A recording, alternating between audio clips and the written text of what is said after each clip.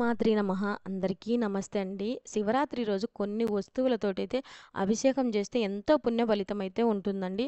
ఆ వస్తువులు ఏంటి అనేదైతే నేను ఈ వీడియోలో చూపిస్తా చూడండి. అంతకన్నా ముందు మన ఛానల్ ఇంకా ఫస్ట్ టైం ఎవరైనా సబ్స్క్రైబ్ చేసుకోకపోతే చేసుకోండి. లాస్ట్ వరకు వీడియో చూడండి, మీకు అర్థమవుతుంది. ఒక్కొక్క పదార్థానికి ఒక్కొక్క అర్థం అయితే ఉంటుందండి. కంపల్సరీగా లైక్ అయితే ఇవ్వండి. మీరు ఇచ్చే లైక్ వల్ల ఇంకా కొంతమందికి అనేది రీచ్ అవుతుంది. ఇంకా వీడియోలోకి అయితే వెళ్దాము. ఒక ప్లేట్ తీసుకొని ప్లేట్లో గంధము కుంకుమ బొట్లు అయితే చుట్టూరు పెట్టుకున్నానండి. తర్వాత శివలింగానికి అయితే విభూది పెట్టుకొని శివలింగాన్ని అయితే ప్లేట్లో ఈ విధంగా అయితే పెట్టుకున్నానండి. తర్వాత దీపాలు కూడా అయితే ఈ విధంగా వెలిగించుకున్నాను. ఫస్ట్ అయితే నేను ఒక చెంబులో రాగి చెంబు కానీ ఇతర చెంబులు అయితే వాటర్ అయితే మంచి వాటర్ తీసుకొని అందులో కొంచెం జవ్వాది పౌడర్, అత్తరు, అలానే వట్టివేర్లు, కొంచెం ఇలువపత్రం అయితే వేసి కొంచెంసేపు ఒక 5 నిమిషాలు అయితే నేను కొంచెం అంటే వట్టివేర్లు నానాలి కదా అని అలా నానబెట్టుకొని ఆ గంగా జలాన్ని అయితే తెచ్చి శివయ్య మీనైతే ఈ విధంగా అయితే ఫస్ట్ పోసుకున్నానండి.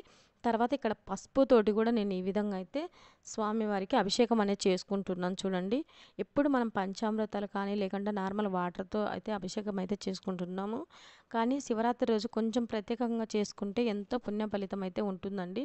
తర్వాత ఇక్కడ నేను పసుపు అయిపోయిన తర్వాత అభిషేకం, తర్వాత ఇక్కడ కుంకుమతోటి కూడా ఈ విధంగా అయితే అభిషేకం అయితే చేసుకుంటున్నాను చూడండి. ఈ విధంగా అభిషేకం అయితే కుంకుమతో కూడా చేసుకున్న తర్వాత స్వామివారికి ఈ విధంగా అయితే హారతి అయితే ఇచ్చుకుంటున్నాను చూడండి. ఈ విధంగా చుట్టూ 3 చుట్టూ తిప్పి తర్వాత కిందికి పైకి ఈ విధంగా అయితే నేను స్వామివారికి అయితే హారతి ఇచ్చుకున్నాను. తర్వాత గంధంతో కూడా అయితే నేను ఈ విధంగా అయితే అభిషేకం అనేది చేసుకుంటున్నాను చూడండి. ఈ విధంగా గంగతో కూడా చేసుకుంటున్న అభిషేకము. తర్వాత విభూది కూడాతో అయితే నేను అభిషేకం అయితే చేసుకుంటున్నానండి. విభూది వాటర్ తోటి చూడండి. ఈ విధంగా అయితే విభూదితో కూడా అయితే ఈ విధంగా అయితే అభిషేకం చేసుకున్నాను. ఆ రోజు ఎన్నిసార్లు మనకు కుదిరితే అన్నిసార్లు అభిషేకం చేసుకుంటే చాలా అంటే చాలా పుణ్య ఫలితం అయితే వస్తుందండి. మనకు ఓపిక ఉండాలి కానీ 11 సార్లు ఆ రోజు అభిషేకం చేసుకుంటే చాలా అంటే చాలా మంచిది అని పెద్దవాళ్ళు చెప్తుంటారు. చాలా మంచిదండి. ఓపిక ఉంటే అన్ని మాటలైతే చేసుకోండి, లేకపోతే లేదు. మీకు కుదిరితే ఇన్ని మాటలైనా చేసుకోండి. ఒక 1 టైమ్ అయినా చేసుకోండి. తర్వాత ఈ విధంగా హారతి ఇచ్చి క్లీన్ చేసుకొని నేను మళ్ళీ ఇక్కడ శివలింగాన్ని అయితే అదే ప్లేట్లో అయితే పెట్టుకున్నానండి. తర్వాత మళ్ళీ సేమ్ గంగాజలం అయితే ఇలా వాటరు వేసుకున్నాను చూడండి. ఈ విధంగా అయితే గంగాజలం వాటర్ వేసుకొని కొంచెం ఇలవపత్రము అలానే వట్టివేర్లు కూడా స్వామివారి మీద ఈ విధంగా అయితే పెట్టుకున్నానండి.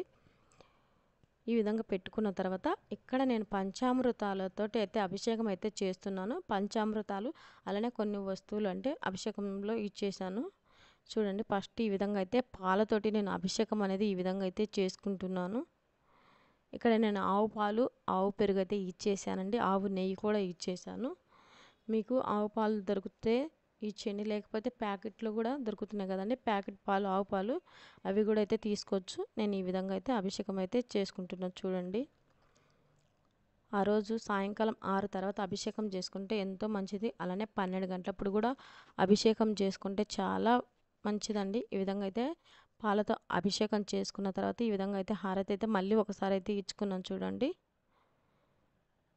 ఈ విధంగా అయితే హారతి అయితే ఇచ్చానండి.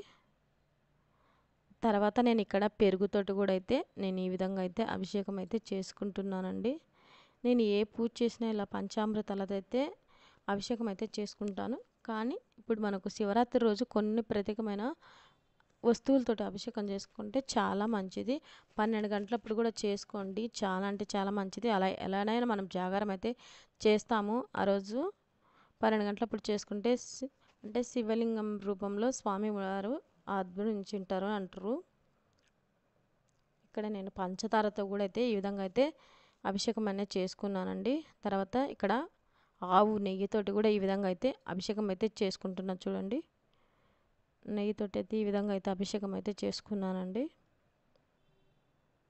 చూడండి, నెయ్యితోటి కూడా ఈ విధంగా అయితే అభిషేకం చేసుకున్నాను. తర్వాత తేనె కూడా తీసుకున్నానండి. ఇక్కడ నేను పంచామృతాలు తోటి అభిషేకం అయితే ఈ విధంగా అయితే చేసుకుంటున్నాను. ఫస్ట్ పసుపు, కుంకుమ అలానే విభూది, గంధంతో అయితే అభిషేకం అయితే చేసుకున్నాను ఫస్ట్. తర్వాత ఇక్కడ పంచామృతాలు ఈ విధంగా అయితే అభిషేకం అయితే చేసుకుంటున్నా. అభిషేకం చేసుకుంటూ ఓం నమ శివాయ, ఓం నమ శివాయ, హరహర మహాదేవ, శంభో శంకర అనుకుంటూ ఆ స్వామివారి నామంతో అలానే మనము ఉంటే ఆ రోజంతా స్వామివారి నీళ్ళలో చాలా మంచిదండి. తర్వాత ఇక్కడ చూడండి నేను కోకోనట్ వాటర్ అయితే తీసుకున్నానండి. ఈ విధంగా కోకోనట్ వాటర్ కూడా అయితే కొబ్బరి నీళ్ళతో కూడా అయితే అభిషేకం అయితే ఈ విధంగా అయితే చేసుకున్నాను చూడండి.